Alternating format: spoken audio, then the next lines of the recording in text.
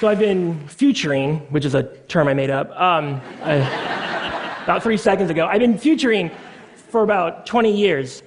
And when I first started, I would sit down with people and I'd say, hey, let's talk 10, 20 years out. And they say, great. And I've been seeing that time horizon get shorter and shorter and shorter. So much so that I met with a CEO 2 months ago, and I said, we started our initial conversation. He goes, I love what you do. I want to talk about the next 6 months. We have a lot of problems that we are facing. These are civilizational scale problems. The issue, though, is we can't solve them using the mental models that we use right now to try and solve these problems. Yes, a lot of great technical work is being done, but there's a problem that we need to solve for a priori before, if we want to really move the needle on those big problems. Short-termism, right? There's no marches, there's no bracelets, there's no petitions that you can sign to be against short-termism. I tried to put one up and no one signed. It's so weird. But it prevents us from doing so much. Short-termism, for many reasons, has pervaded every nook and cranny of our reality. So I just want you to take a second and just think about an issue that you're thinking, working on. It could be personal, it could be at work, or it could be move the needle world stuff. And think about how far out you tend to think about the solution set for that. Because short-termism prevents the CEO from buying really expensive safety equipment. It'll hurt the bottom line. So we get the Deepwater Horizon. Short-termism prevents teachers from spending quality one-on-one time with their students. So right now in America, a high school student drops out every 26 seconds. Short-termism prevents Congress, sorry if there's anyone in here from Congress, or not really that sorry, from putting money into a real infrastructure bill. So what we get is the I-35 bridge collapse over the Mississippi a few years ago, 13 killed. It wasn't always like this. We did the Panama Canal. Pretty much have eradicated global polio. We did the Transcontinental Railroad, the Marshall Plan. And it's not just big physical infrastructure problems and issues, women's suffrage, the right to vote. But in our short-termist time, where everything seems to happen right now, and we can only think out past the next tweet or timeline post, we get hyper-reactionary. So what do? We take people who are fleeing their war-torn country, and we go after them. We take low-level drug offenders and we put them away for life. And then we build McMansions without even thinking about how people are going to get between them and their job. It's a quick buck. Now, the reality is for a lot of these problems, there are some technical fixes, a lot of them. I call these technical fixes sandbag strategies, right? So you know there's a storm coming, the levee is broken, no one's putting any money into it, so you surround your home with sandbags, and guess what? It works. The storm goes away, the water level goes down, you get rid of the sandbags, and you do this storm after storm after storm. And here's the insidious thing. A sandbag strategy can get you reelected. A sandbag strategy can help you make your quarterly numbers. Now, if we want to move forward into a different future than the one we have right now, because I don't think we've hit, 2016 is not peak civilization. I think there's some more we can do.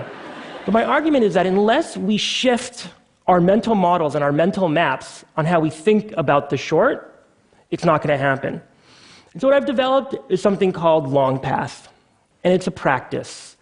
And LongPath isn't a kind of a one-and-done exercise. I'm sure everyone here at some point has done an off-site with a lot of Post-it notes and whiteboards, and you do a long, I was laughing, and you do, no offense to the consultants in here who do that, and you do a long-term plan, and then 2 weeks later, everyone forgets about it, right? Or a week later, if you're lucky, 3 months. It's a practice because it's not necessarily a thing that you do. It's a process where you have to revisit different ways of thinking for every major decision that you're working on. So I'm going to go through those 3 ways of thinking. So the first, transgenerational thinking. I love the philosophers, Plato, Socrates, Habermas, Heidegger. I was raised on them. But they all did one thing that didn't actually seem like a big deal until I really started kind of looking into this. And they all took, as a unit of measure for their entire reality of what it meant to be virtuous and good, the single lifespan, from birth to death. But here's the problem with these issues. They stack up on top of us, but because the only way we know how to do something good in the world is if we do it between our birth and our death. That's what we're programmed to do. If you go to the self-help section in any bookstore, it's all about you, which is great, unless you're dealing with some of these major issues. And so with transgenerational thinking, which is really kind of transgenerational ethics, you're able to expand how you think about these problems. What is your role in helping to solve them? Now, this isn't something that just has to be done at the Security Council chamber. It's something that you can do in a very kind of personal way. So every once in a while, if I'm lucky, my wife and I like to go out to dinner. And we have 3 children under the age of 7. So you can imagine it's a very peaceful, quiet meal. So we sit down, and like literally all I want to do is just like eat and chill, right? And my kids have a completely and totally different idea of what we're going to be doing. And so my first idea is my sandbag strategy, right? It's to go into my pocket and take out the iPhone and give them Frozen or some other best-selling game thing. And then I stop, and I have to kind of put, because I'm doing this, I have to put on this transgenerational thinking cap. I don't do this in the restaurant because it'd be bizarre, but I have to. I did it once, and that's how I learned it was bizarre. And you have to kind of think, okay, I can do this, but what is this teaching them? So what does it mean if I actually bring some paper or engage with them in conversation? It's hard. It's not easy. And I'm making this very personal. It's actually more traumatic than some of the big issues that I work on in the world, is entertaining my kids at dinner. But what it does is it connects them here in the present with me, but it also, and this is the crux of transgenerational thinking and ethics, it sets them up to how they're going to interact with their kids and their kids and their kids. Second, future thinking. When we think about the future, 10, 15 years out, give me a vision of what the future is. You don't have to give it to me, but think it in your head. And what you're probably going to see is the dominant cultural lens that dominates our thinking about the future right now: technology. So when we think about the problems, we always put it through a technological lens, a tech-centric, a techno-utopian. And there's nothing wrong with that, but it's something that we have to really think deeply about if we're going to move on these major issues. Because it wasn't always like this, right? The ancients had their way of thinking about what the future was. The church definitely had their idea of what the future could be, and you could actually pay your way into that future, right? And luckily for humanity, we got the scientific revolution. From there, we got the technology. But what has happened, and by the way, this is not a critique. I love technology. There's everything in my house talks back to me, from my children to my speakers to everything. But we've abdicated the future from the high priests in Rome to the high priests of Silicon Valley. And so when we think, well, how are we going to deal with climate or with poverty or homelessness, our first reaction is to think about it through a technology lens. And look, I'm not advocating that we go to this guy. This is not, and I love Joel, don't get me wrong. But I'm not saying we go to Joel. What I'm saying is we have to rethink our base assumption about only looking at the future in one way, only looking at it through the dominant lens, because our problems are so big and so vast that we need to open ourselves up. And so that's why I do everything in my power not to talk about the future. I talk about futures.